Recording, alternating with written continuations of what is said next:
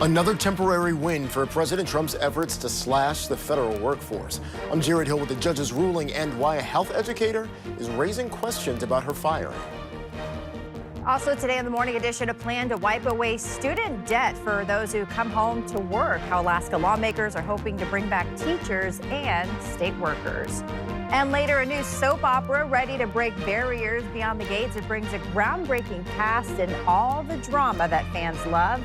We'll have a look inside the show as the Morning Edition starts now. Good morning, everyone. Happy Friday. You made it to the end of the week. Good morning. Yeah, good morning. It certainly has been a warm week as well. I mean, we've been talking about those daily highs climbing into the 30s and the 40s, and still expected to see that again today. Notice a live look as you head out towards downtown Anchorage. You can see those Ferrandi festivals preparing for the weekend.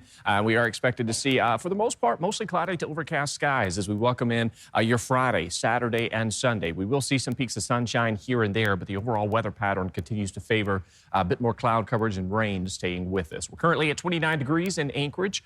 We are continuing to hold on to that freeze-thaw pattern. Notice those temperatures 16 in Eureka, 19 in Golcana. Coastal regions beginning to tap back into that heavier rainfall. We did see a somewhat of a lull in that weather pattern yesterday that did allow for many areas to see some sunshine, but widespread rain has returned to coastal regions, and that's going to stay with us through the remainder of today and likely carrying us into the weekend as well. So if you live out through western parts of Prince William Sound, this is where we're going to see some of that heavier rainfall activity. Driving through Turnagain Pass, we're going to pick up some additional light snow accumulation. This will be a wet snow, so be prepared for some hazardous and slick road conditions at times in some of those higher elevations of the pass. And you can see waves of moisture continuing to spread in across the northern Gulf of Alaska. And we're going to keep with this pattern for the foreseeable future. Already seeing upwards of 7/10 of an inch of rain out towards Portage, nearly 1/10 of an inch or just over 1/10 of an inch out towards Cordova. So we're still favoring Prince William Sound to see most of that precip that we're going to continue to see through the remainder of today. And there is the possibility we could see up to 2+ inches out towards Whittier and surrounding locations. Still holding on to that likelihood that we could see some spotty activity for inland areas of South Central. Otherwise, though, we're still going to hold on to that cloud coverage and temperatures staying on the warm side. I'll have more on that 7-day forecast for you coming up. This morning, thousands of federal workers are still waiting to find out if their jobs will be taken away, including many here in Alaska. This as a judge rules the Trump administration can continue its mass layoffs. Yesterday, billionaire Elon Musk took another victory lap in D.C., even brandished a chainsaw. Jared Hill has our top story.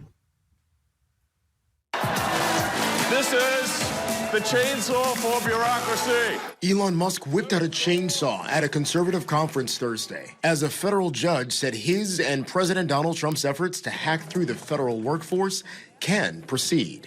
Earlier, the president praised Doge's efforts at a Black History Month event. Elon Musk has done an amazing job. CBS News has found that more than 12,000 federal jobs have been eliminated or are expected to be terminated, including more than 6,000 IRS workers this week. Most laid off have been recent hires with probationary status, like Katie Sandlin. She only recently moved to the D.C. area from Alabama to work as an educator at the National Institutes of Health. We do important work, we're impactful, and if you have questions or concerns about federal workers, ask one. Our new administration has accomplished more than most administrations do in 4 years. Last night, President Trump played up his first month on the job at a Republican governors meeting, including progress on immigration. We began the largest deportation operation in American history. U.S. Border Patrol tells CBS News crossings have dropped 94% compared to this same time last year. Jared Hill, CBS News.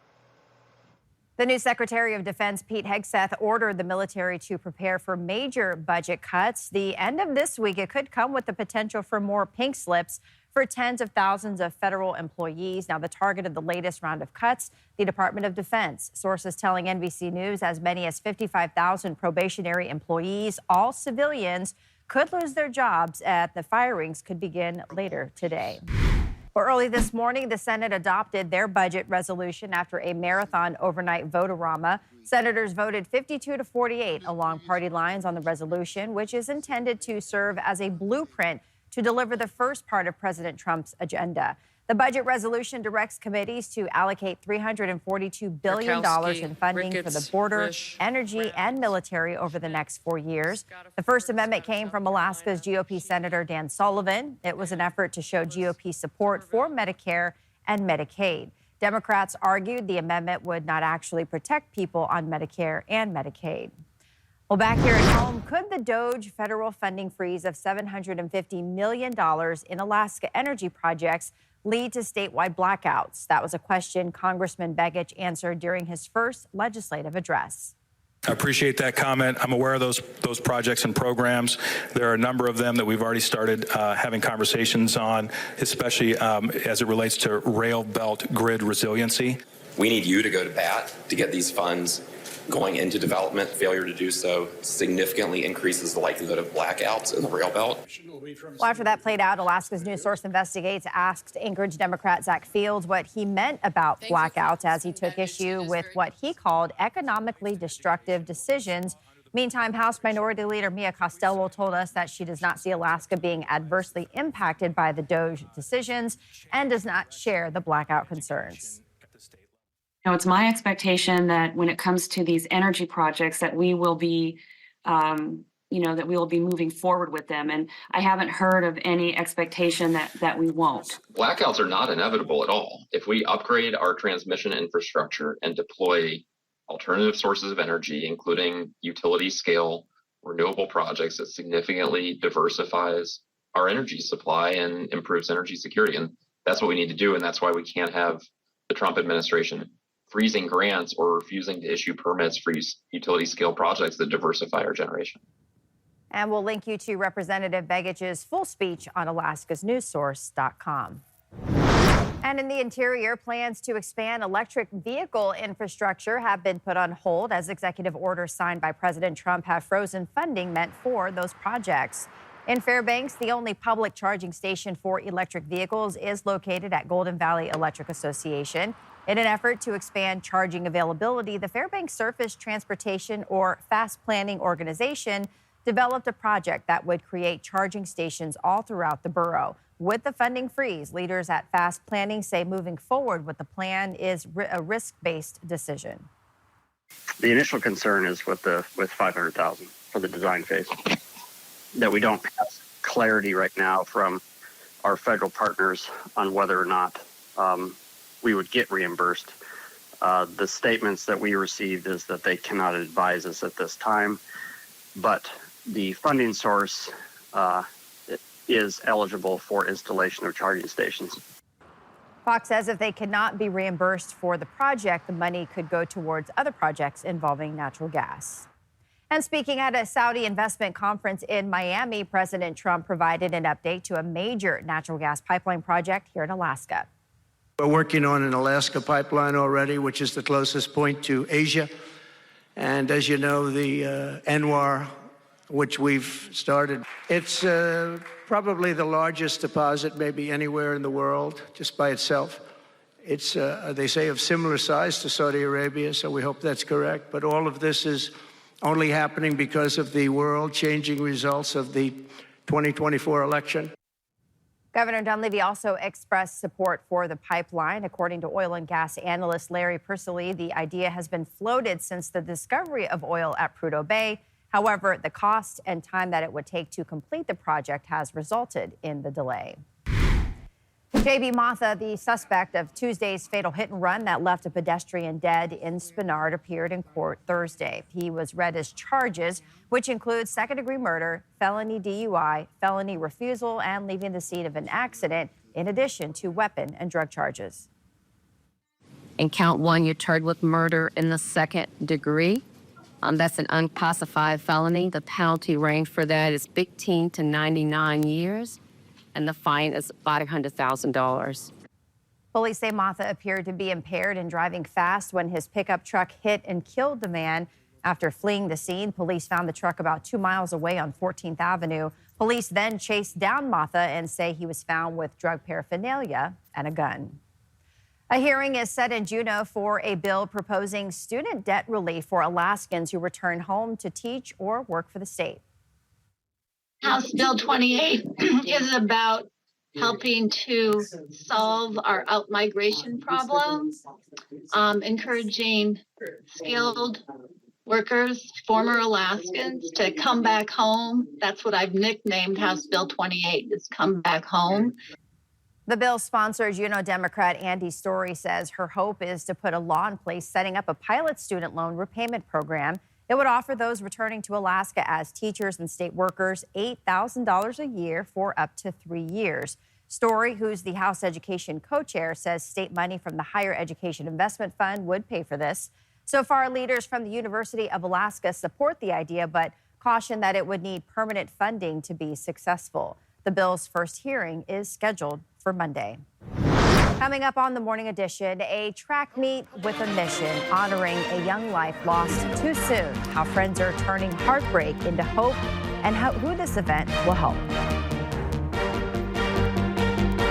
Still holding on to those warm conditions across the state. Widespread rain has returned to coastal regions. I'll break down that and what to expect in the days ahead. But first, at sunrise, 8:25 in Anchorage, 8:30 in Fairbanks, officially seeing our sunsets past 6 p.m. here in Anchorage. Your full forecast is next.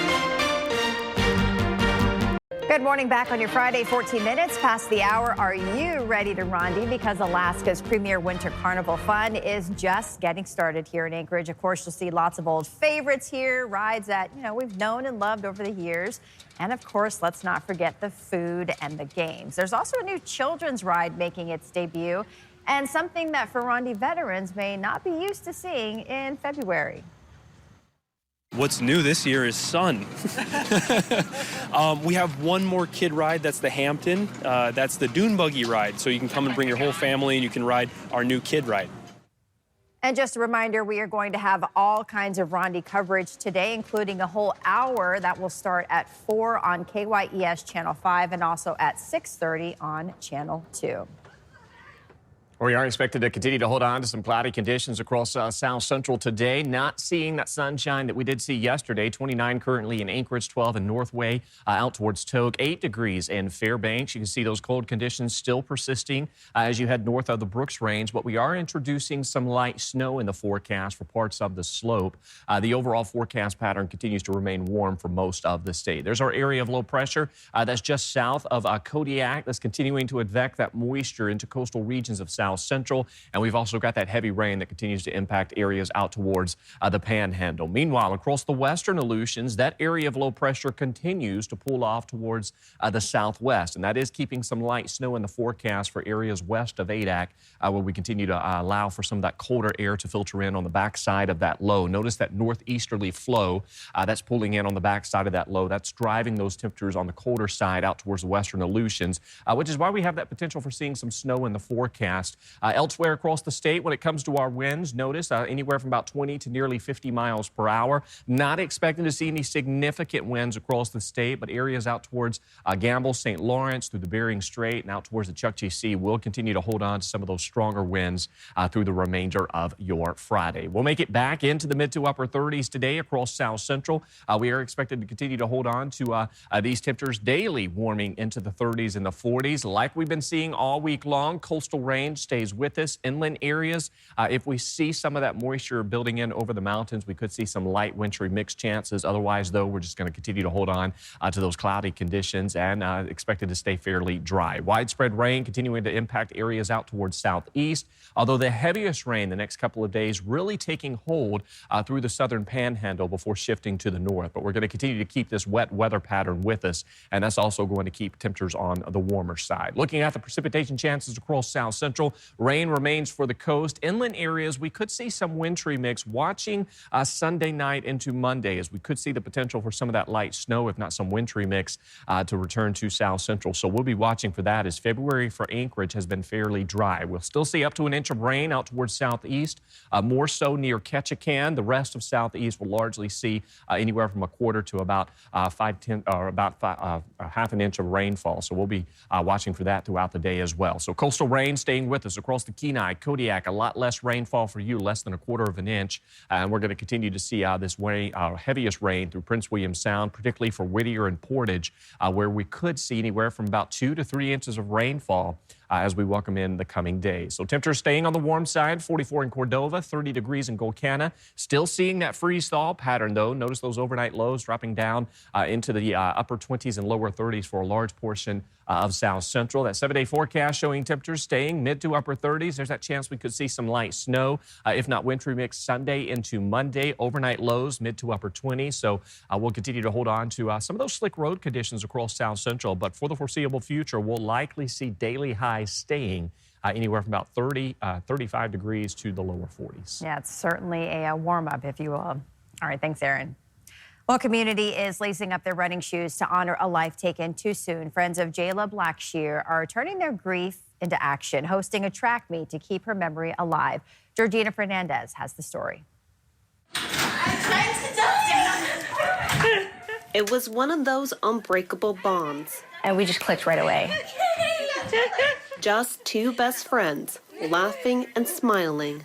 She was always very smiley and happy and was laughing with us and loved to play games. And those are the memories Holly Dipman holds close of her childhood friend, Jayla Blackshear. Behind our house, we had this kind of gravel and road trail behind our house, and she would just love to run on it. As she remembers Jayla's intense love of running.